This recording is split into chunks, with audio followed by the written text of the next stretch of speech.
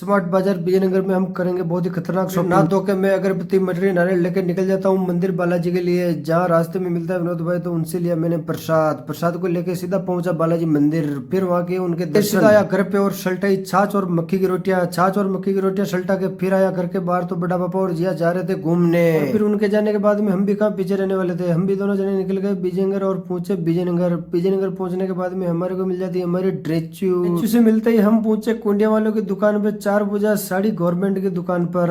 पहुंचने के बाद में हमने देखा तो काफी भीड़ लग रही थी अंदर और काफी लोग ले रहे थे कपड़े लेते।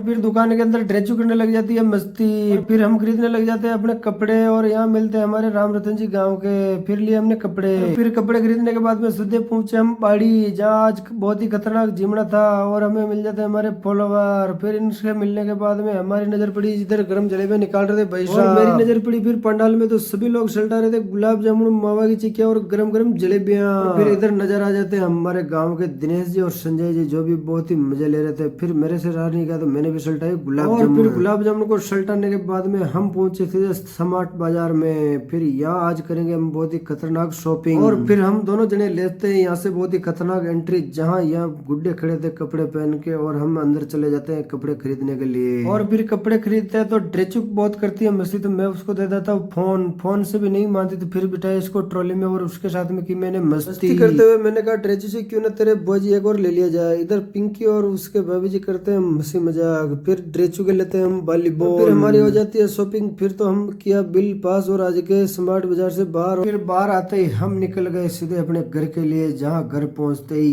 ड्रेचू ने की मस्ती।